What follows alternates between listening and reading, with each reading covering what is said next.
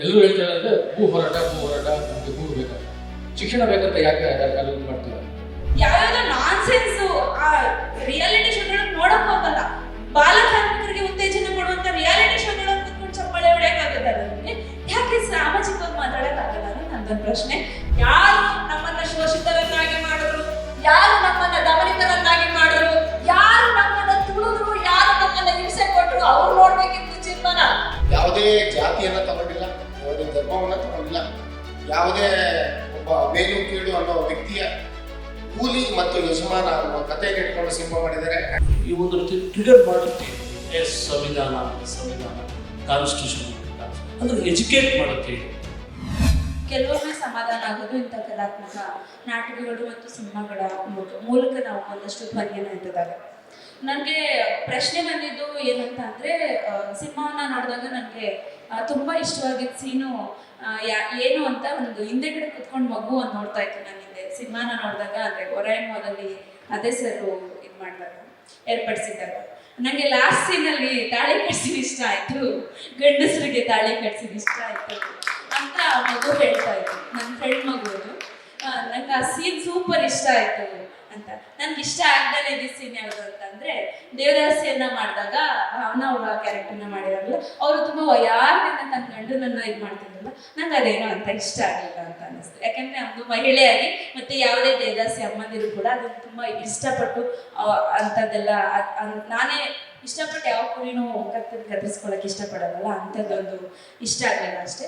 ನನ್ನ ಪ್ರಶ್ನೆ ಇರೋದು ಯಾಕೆ, ಮತ್ತೆ ಇದಕ್ಕೆ ಉತ್ತರ ಕೂಡ ನಾನು ಹೇಳ್ಬೋದು ಅನ್ಸುತ್ತೆ, ಯಾಕೆ ಸಿನಿಮಾ ತಂಡ ಬೇರೆ ಯಾರು ಕೂಡ ಸಿನಿಮಾದ ಬಗ್ಗೆ ಮಾತಾಡ್ತಾ ಇಲ್ಲ?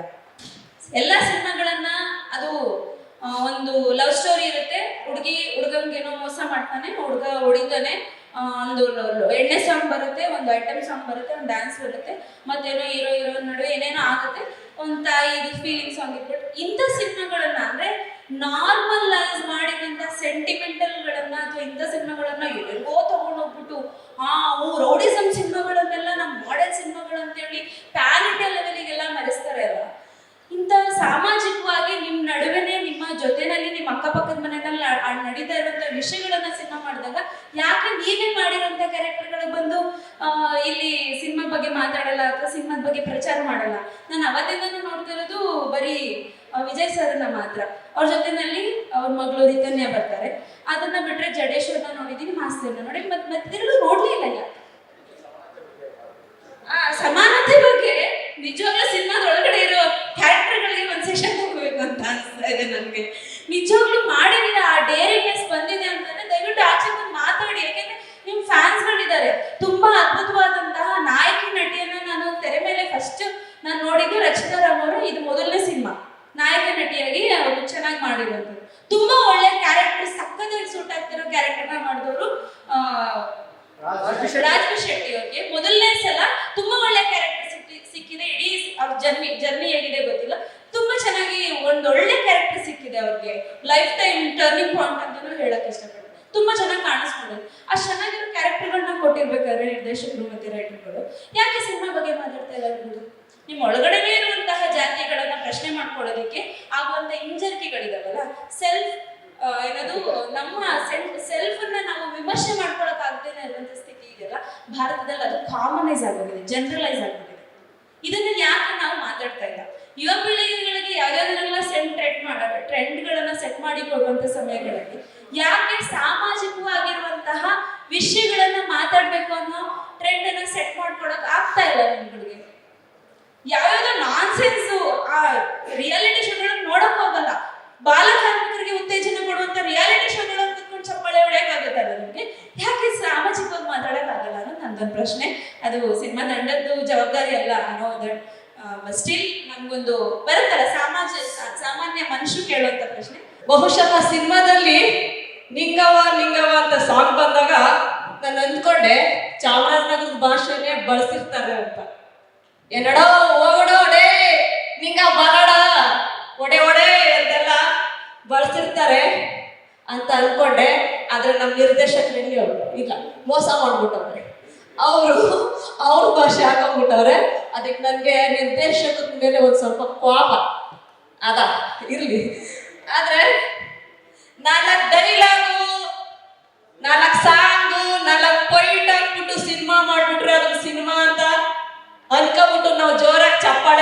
ಹೇಳ್ತಿದ್ರಿ ಅಲ್ವಾ? ಅಲ್ಲ, 4 ಮ್ಯಾಟ್ರ್ ಹಾಕೊಂಡು ಮಾಡೋದಿದೆಯಲ್ಲ ಸಿನಿಮಾನ, ಅದಕ್ಕೂ ಮೀಟ್ರ್ ಬೇಕು ಅಲ್ವಾ? 4 ಮ್ಯಾಟ್ರ್ ಹಾಕೊಂಡು ಸಿನಿಮಾ ಮಾಡೋದಕ್ಕೂ ಮೀಟ್ರು ಬೇಕು. ಆ ಮೀಟ್ರು ಇಲ್ಲಿ ಕೂತಿರೋರ ಹತ್ರ ಇದೆ. ಎಲ್ಲರಿಗೂ ಖುಷಿ ಆಗುವಂತ ಸಿನಿಮಾ. ಜೊತೆಗೆ ಹೇಳ್ತೀವಿ, ಈ ಸಿನಿಮಾನ ಎಲ್ಲೋ ನೋಡಿದ್ವಿ, ತುಂಬಾ ಜನ ಬರ್ತಾರೆ, ಪಾಪ ಶೋಷಿತ ವರ್ಗ, ಪಾಪ ದಮನಿತ ವರ್ಗ, ಪಾಪ ಹಾಗೆ ಬದುಕಿದಂತ ವರ್ಗ ಅಂತೆಲ್ಲ ಹೇಳ್ತಾರೆ. ನಾವು ಅನ್ನಂಗೆ ಇಲ್ಲ. ನಮ್ದೇ ಕತೆ, ನಮ್ ಕತೆನ ಯಾರು ನೋಡ್ಬೇಕು? ನಾವೇ ನೋಡ್ಬೇಕಾ? ಇಲ್ವೇ ಇಲ್ಲ. ಯಾರು ನಮ್ಮನ್ನ ಶೋಷಿತರನ್ನಾಗಿ ಮಾಡಿದ್ರು, ಯಾರು ನಮ್ಮನ್ನ ದಮನಿತರನ್ನಾಗಿ ಮಾಡಿದ್ರು, ಯಾರು ನಮ್ಮನ್ನ ತುಳಿದ್ರು, ಯಾರು ನಮ್ಮನ್ನ ಹಿಂಸೆ ಕೊಟ್ರು, ಅವ್ರು ನೋಡ್ಬೇಕಿತ್ತು ಸಿನಿಮಾನ. ಹೇಳ್ತಾರೆ ಪದೇ ಅದೇ ಕಥೆಗಳನ್ನ ನೀವು ಬಳಸ್ತೀರಲ್ಲ ಅಂತ. ನೀವು ಪದೇ ಅದೇ ತಪ್ಪನ್ನ ಮಾಡ್ತೀರಲ್ಲ, ಪದೇ ನಮ್ಮನ್ನ ಅದೇ ದೌರ್ಜನ್ಯ ಮಾಡ್ತೀರಲ್ಲ, ಪದೇ ನಮ್ಮನ್ನ ಹಿಂಸಿಸ್ತಾರಲ್ಲ, ನಮ್ಮನ್ನ ನೋವು ಕೊಡ್ತೀರಲ್ಲ. ಏನು ನೀವು ಯಾವಾಗ ಪದೇ ನಮ್ಮನ್ನ ಹಿಂಸೆ ಮಾಡ್ತೀರಾ, ನಾವು ಪದೇ ಅದೇ ಕಥೆಗಳನ್ನ ಹೇಳ್ತಾ ಇರ್ತೇವೆ. ನೀವ್ ಹೇಳಿರೋ ಕಥೆಗಳನ್ನೆಲ್ಲ ನಾವು ಕೇಳ್ತಾನೆ ಇದ್ವಿ ಅಲ್ಲ ಎಷ್ಟು ದಿನ. ನೀವ್ ಹೇಳಿರೋ ಕಥೆಗಳು, ಪುರಾಣಗಳನ್ನೆಲ್ಲ ಕೇಳ್ತಾ ಇದ್ವಿ. ಇವಾಗ ನಮ್ಮ ಕಾಲ, ನಮ್ ಟ್ರೆಂಡ್ 2026 ಅಂದ್ರೆ ಏನಪ್ಪ ಟ್ರೆಂಡ್ ಅಂದ್ರೆ ಅದು ಲ್ಯಾಂಡ್ ಲಾರ್ಡ್. 2026 ಲ್ಯಾಂಡ್ ಲಾರ್ಡ್ ಅಂತ ಟ್ರೆಂಡ್ ಬಂದಿದೆ. ಆ ಟ್ರೆಂಡ್ ಓಡ್ತಾ ಇದೆ. ನಮ್ಮದೇ ಕಥೆಗಳು ನೀವು ನೋಡಿ ಹಾರೈಸ್ಬೇಕು. ಈ ಸಿನಿಮಾದ ಬಗ್ಗೆ ಎಲ್ಲರೂ ಹೇಳ್ತಾ ಇದ್ದಾರೆ, ಜಾತಿ ವ್ಯವಸ್ಥೆ, ಮರ್ಯಾದೆ ಹತ್ಯೆ, ಇದು ಒಂದು ವಿಚಾರಕ್ಕೆ ಸಂಬಂಧಪಟ್ಟಂಗಿಲ್ಲ. ಮರ್ಯಾದೆ ಹತ್ಯೆ, ಜಮೀನ್ದಾರಿ ಪದ್ಧತಿ ಮತ್ತೆ ದೇವದಾಸಿ ಪದ್ಧತಿ ಎಲ್ಲವೂ ಇನ್ಕ್ಲೂಡ್ ಆಗಿದೆ. ಕರ್ನಾಟಕದಲ್ಲಿ ಇದೊಂದು ಸಿನಿಮಾ ಬರಬೇಕಾಗಿತ್ತು. ಯಾಕೆ ಅಂತಂದ್ರೆ ಬಹಳಷ್ಟು ಸಂಗತಿಗಳಿವೆ. ಅಲ್ಲಿ ಇದೊಂದು ಮೂಲಭೂತವಾಗಿ ಸಂವಿಧಾನಕ್ಕೂ ಸಂಬಂಧಪಟ್ಟಾಗಿ ಎಲ್ಲವೂ ಒಳಗೊಳ್ಳಬೇಕೆ ಒಂದು ಸಿನಿಮಾದಲ್ಲಿ ಆಗುತ್ತಲ್ಲ, ಅದು ಕರ್ನಾಟಕದಲ್ಲಿ ಇದು ಬಹುಶಃ ಮೊದಲ ಪ್ರಯತ್ನ ಅಂತ ಅನ್ಕೊಂತೀನಿ. ಶಕ್ತಿ ಯೋಜನೆಯಡಿ ಮಹಿಳೆಯರು ಇಂದು ಹಣದ ಹಂಗಿಲ್ಲದೆ ಸಂಚರಿಸುತ್ತಿದ್ದಾರೆ. ಸಂಕೋಚದ ಬೇಲಿ ಸರಿಸಿ 668 ಕೋಟಿಗೂ ಅಧಿಕ ಉಚಿತ ಪ್ರಯಾಣದ ಮೂಲಕ ಇತಿಹಾಸ ಬರೆದಿದ್ದಾರೆ. ಇದು ಸಾರಿಗೆ ಸಂಸ್ಥೆಗಳ ಆದಾಯ ಹೆಚ್ಚಿಸಿರುವುದಲ್ಲದೆ ದೇಶದಾದ್ಯಂತ ಮಹಿಳಾ ಸಬಲೀಕರಣದ ಸಂದೇಶ ಸಾರಿದೆ. ನಾವು ನುಡಿದಂತೆ ನಡೆದಿದ್ದೇವೆ, ನಿಮ್ಮ ಪ್ರೀತಿ ವಿಶ್ವಾಸವನ್ನ ಉಳಿಸಿಕೊಂಡಿದ್ದೇವೆ. ಗ್ಯಾರಂಟಿ ಸರ್ಕಾರಕ್ಕೆ 1000 ದಿನಗಳು, ನನಸಾಗಿದೆ ಕೋಟಿ ಕನಸುಗಳು. ಈ ರೀತಿಯಾದಂತಹ ಸಂವಾದಗಳು ಚಲನಚಿತ್ರದ ಬಗ್ಗೆ ನಾನು ಕಂಡಂಗೆ ಆಗಿರೋದು ಒಂದು 15-16 ವರ್ಷಗಳ ಹಿಂದೆ. ಅದಾದ ನಂತರ ಯಾವುದೇ ಸಂವಾದಗಳು ಹಾಕಿಲ್ಲ. ಅದು ಬಹಳ ಒಂದು ದೊಡ್ಡ ವಿಷಯ. ಈಗ ಲ್ಯಾಂಡ್ ಬಗ್ಗೆ ಸಂವಾದ ಆಗ್ತದೆ. ಆಮೇಲೆ ಚಿತ್ರವನ್ನು ನಾನು ನೋಡಿದ ಆ್ಯಂಗಲು, ನೀವು ನೋಡಿದ ಆ್ಯಂಗಲು ಡಿಫ್ರೆನ್ಸ್ ಇರುತ್ತೆ. ಯಾಕೆಂದರೆ ಪ್ರತಿಯೊಬ್ಬ ಮನುಷ್ಯನಲ್ಲೂ ಅವ್ರು ನೋಡುವಂಥ ಯೋಚನೆ, ಆಲೋಚನೆಗಳು, ಆಮೇಲೆ ಸಿನಿಮಾ ನೋಡುವಂಥ ರೀತಿ ಪರಿಧಿ ಎಲ್ಲನೂ ಬೇರೆ ಬೇರೆ ಆಗುತ್ತೆ. ಈ ಸಿನಿಮಾದಲ್ಲಿ ಕೇವಲ ನಮ್ಮ ನಿರ್ದೇಶಕರಿಗೆ ಹೇಳ್ತೀವಿ, ಯಾವುದೇ ಜಾತಿಯನ್ನು ತಗೊಂಡಿಲ್ಲ, ಯಾವುದೇ ಧರ್ಮವನ್ನು ತಗೊಂಡಿಲ್ಲ, ಯಾವುದೇ ಒಬ್ಬ ಮೇಲು ಕೀಳು ಅನ್ನೋ ವ್ಯಕ್ತಿಯ ಕೂಲಿ ಮತ್ತು ಯಜಮಾನ ಅನ್ನೋ ಕಥೆಯನ್ನು ಇಟ್ಕೊಂಡು ಸಿನಿಮಾ ಮಾಡಿದ್ದಾರೆ. Hats off to you sir. ಆಮೇಲೆ ಎರಡನೇದು, ಎಲ್ಲ ಜನಗಳಿಗೂ, ಎಲ್ಲ ಜಾತಿಯವರಿಗೂ ಅಥವಾ ಎಲ್ಲ ಸಮುದಾಯದವರಿಗೂ ಭೂಮಿ ಎಷ್ಟು ಮುಖ್ಯ ಅದನ್ನು ತೋರಿಸ್ಕೊಟ್ಟಿದ್ದಾರೆ. ಮೂರನೇದು, ಭೂಮಿ ಇದ್ರೆ ಸಾಲಲ್ಲ, ನಾವು ಏನು ದವಸ ಧಾನ್ಯಗಳು ಬೆಳೆದ್ರೆ ಸಾಲಲ್ಲ, ಅದರಲ್ಲಿ ದುಡ್ಡು ಕೂಡ ಮುಖ್ಯ ಅನ್ನೋದನ್ನು ಸಹ ತೋರಿಸ್ಕೊಟ್ಟಿದ್ದಾರೆ. ಒಟ್ಟಾರೆ ಒಳ್ಳೆ ಸಿನಿಮಾ ನಮಗೆ ನೀಡಿದ್ದಾರೆ. ಒಂದು. ಎರಡನೇದು, ವಿಜಯ್ ಸರ್ಗೆ ನಿಜವಾಗ್ಲೂ ಅವರು ನಿಜವಾದ ಹೋರಾಟಗಾರರು. ನಿಜ ಜೀವನದಲ್ಲೂ ಸಹ ಸಿನಿಮಾದಲ್ಲೂ ಸಹ ಈ ಒಂದು ಸಿನಿಮಾದ ಪೂರ್ತಿ ಕ್ರೆಡಿಟ್ ವಿಜಯ್ ಸರ್ಗೆ ಸಲ್ಲಬೇಕು. ಈ ಸಿನಿಮಾವನ್ನು ನಾನು ಮಗು ಮತ್ತು ಆಗಲೇ ಈ ಸಿನಿಮಾ ಬಗ್ಗೆ ಒಂದು ಬೇರೆ ಥರ ಶುರುವಾಗಿತ್ತು. ನಮ್ಮ ಇಂಟೆಲೆಕ್ಚುವಲ್ ವಲಯದಲ್ಲಿ ಮತ್ತು ಬೇರೆ ಬೇರೆ ವಲಯದಲ್ಲಿ ಮಾತಾಡುವಂಥ ಒಂದು ಐಡಿಯಾಲಜಿಕಲ್ ಮಾತಾಡೋದು. ನಾನು ಅದನ್ನು ಯಾವುದು ಗಮನಿಸ್ತದೆ. ನಾನು ಮತ್ತು ವಿದ್ಯಾ ಅಂದರೆ ನನ್ನ ಹೆಂಡತಿ ಮತ್ತು ಮಗು ಹೋಗಿ ಸಿನಿಮಾ ನೋಡಿದೆ. ಮತ್ತು ನಾನು ಇನ್ವೈಟ್ ಮಾಡಿದೆ ನಮ್ಮ DR ಬಳಗದ ಗೆಳೆಯರು, ಒಂದು ಫ್ಯಾಮಿಲಿ ಸಿನಿಮಾ ನೋಡೋದು ಬನ್ನಿ ಅಂತ. ಅವ್ರು ಬರಲಿಲ್ಲ. ಸಿನಿಮಾ ನೋಡ್ಕೊಂಡು ಬಂದಾಗ ಮಗು ನನಗೆ ರಿಯಾಕ್ಟ್ ಮಾಡಿದಂಥದ್ದು ನನಗೆ ತುಂಬ ಇಷ್ಟ ಆಯಿತು. ನನ್ನ ಮಗಳು ಪಾಪ ಅವ್ರನ್ನ ಕರೀದೇ ಇದ್ದಿದ್ದೆ ಒಳ್ಳೇದಾಯಿತು. ಪಾಪ ಇಂಥ ಸಿನಿಮಾಗಳಿಗೆ ಅವರು ತುಂಬ ನೆಟ್ಫ್ಲಿಕ್ಸು ಮತ್ತು ಪ್ರೈಮ್ ವಿಡಿಯೋದಲ್ಲಿ ಹಾಲಿವುಡ್ ಮೂವಿ ಅದಂತೂ ನೋಡ್ತಾರೆ. ಬಟ್ ನಮಗೆ ಈ ಸಿನಿಮಾ ಭಾಳ ಇಷ್ಟ ಆಯಿತು ಅಂತ ಮಗು ಹೇಳಿತ್ತು. ಅಂದರೆ ನಾವು ಮೇಡಮ್ ಅವರು ಹೇಳಿದ್ರಲ್ಲ, ಇವತ್ತು ಸೋಷಿಯಲ್ ಸೈನ್ಸೇ ಗೊತ್ತಿಲ್ಲ ಮಕ್ಕಳಿಗೆ, ಸಮಾಜದ ಗೊತ್ತಿಲ್ಲ. ಆ ಚರಿತ್ರೆಯನ್ನು ಮತ್ತೆ ಓಪನ್ ಮಾಡುವ, ಮತ್ತು ಇವತ್ತಿನ ಜನಾಂಗ ಮೀನ್ಸ್ ನಾನು ತಲೆಮಾರು ಅಂತ ಹೇಳ್ತೇವೆ. ಭೂಮಿ ಬಗ್ಗೆ ಗೊತ್ತಿಲ್ಲ, ಮನುಷ್ಯ ಸಂಬಂಧಗಳ ಹೈರಾರ್ಕಿ ಗೊತ್ತಿಲ್ಲ.